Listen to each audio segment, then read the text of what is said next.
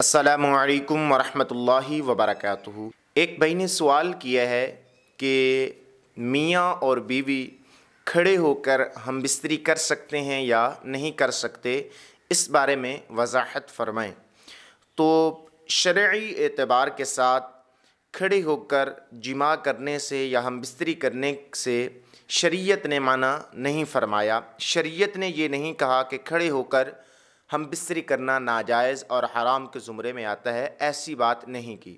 البتہ حدیث مبارکہ کے اندر یہ خلاف ادب کے طور پر اس کو بیان کیا گیا ہے، اور حدیث مبارکہ ہے جس کے راوی حضرت عتبہ بن عبد سلمہ رضی اللہ تعالی عنہما، آپ اس کے راوی ہیں۔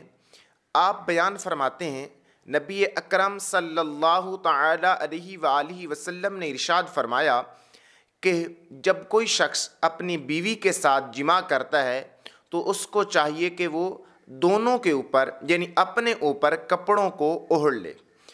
اور میرے آقا علی نبی جی علیہ الصلوۃ والسلام نے اسی حدیث مبارکہ کا جو دوسرا حصہ ہے اس کے بارے میں آقا علی نبی جی علیہ الصلوۃ والسلام نے ارشاد فرمایا کہ گدھا اور گدھی کی طرح ننگا نہ ہونا ضروری ہے، یعنی کہ جس طریقے سے گدھا اور گدھی آپس کے اندر ایک دوسرے کے ساتھ مل رہے ہوتے ہیں تو انسانوں کو چاہیے کہ اس طرح ہرگز کام نہ کریں۔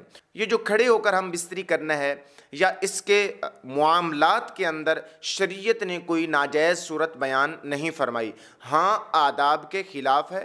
جو میاں اور بیوی کے درمیان مباشرت کا طریقہ ہے اس مباشرت کے آداب کے خلاف ہے، تو ہمیں چاہیے کہ ہم کھڑے ہو کر ہرگز ہم بستری نہ کریں۔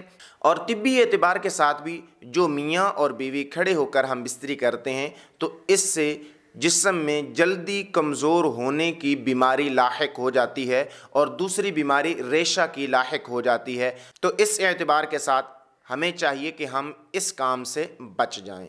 اللہ تبارک و تعالیٰ کی بارگاہ میں دعا ہے کہ اللہ تعالیٰ ہم سب کو دین کی سمجھ عطا فرمائے۔